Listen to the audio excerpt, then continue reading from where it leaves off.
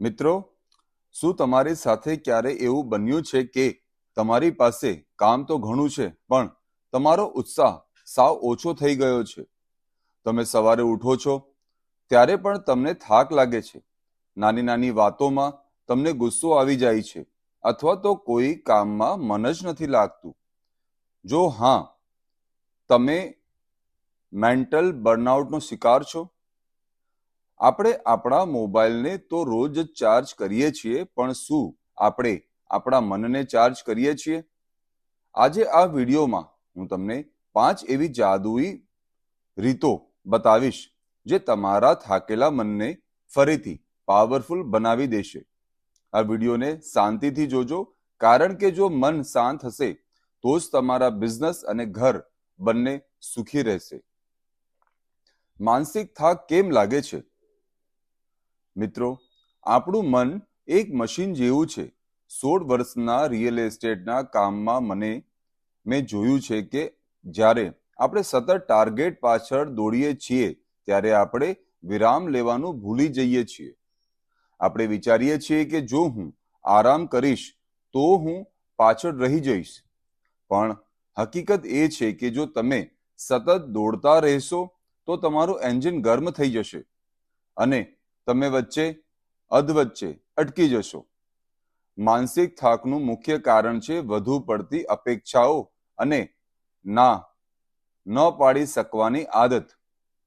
આપણે બધાને ખુશ રાખવા તો માંગીએ છીએ, પણ એમાં આપણે આપણી જાતને કેમ ભૂલી જઈએ છીએ? 1. Digital detox. આજના સમયમાં આપણો અડધો થાક તો મોબાઈલને કારણે જ આવે છે. ઉઠતા વેત આપણે નોટિફિકેશન જોઈએ છીએ, રાત્રે સૂતા પહેલા પણ રીલ્સ જોઈએ છીએ, અને આનાથી મન ક્યારેય શાંત થતું જ નથી. નિયમો બનાવો. સવારે ઉઠ્યા પછીની 1 કલાક અને રાત્રે સૂતા પહેલાની 1 કલાક મોબાઈલને અડવાનું પણ નહીં.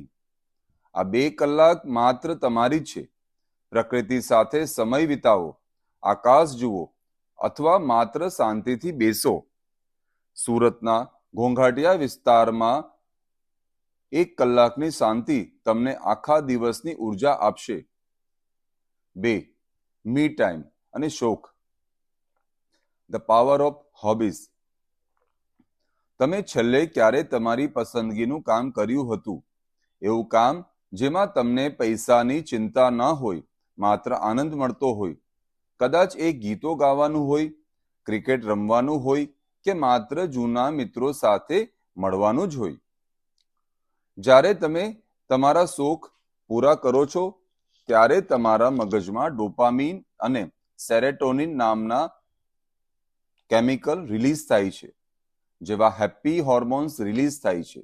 આ હોર્મોન્સ કુદરતી રીતે તમારા સ્ટ્રેસને ખતમ કરે છે. બિઝનેસમાં સફળ થવા માટે માત્ર કામ જ જરૂરી નથી, પણ કામમાંથી બ્રેક લેવો પણ એટલો જ જરૂરી છે. નિષ્કર્ષ અને સંકલ્પ. મિત્રો, તમે કોઈ રેસના ઘોડા નથી, તમે એક માણસ છો. તમારી જાત પર થોડી દયા રાખો, મનને રિચાર્જ કરશો તો જ તમે લાંબી રેસના વિજેતા બનશો. આદિત્ય પ્રોપર્ટી મેનેજમેન્ટમાં પણ હું હંમેશા મારી ટીમને આ શીખવાડું છું. કામ કરો તો દિલથી કરો, પણ મનને શાંત રાખીને કરો. જો તમને પણ માનસિક થાક લાગતો હોય તો આજે જ આ રીતો અપનાવો અને નીચે કોમેન્ટમાં જરૂરથી લખો, મારું મન શાંત અને શક્તિશાળી છે. આ વિડીયો એવા દરેક બિઝનેસમેન અને મિત્રોને જરૂરથી મોકલજો જેઓ રાત દિવસના કામમાં ટેન્શનમાં રહેતા હોય. ધન્યવાદ. જય જય ગરવી ગુજરાત. મળીશું આવતા વિડીયોમાં.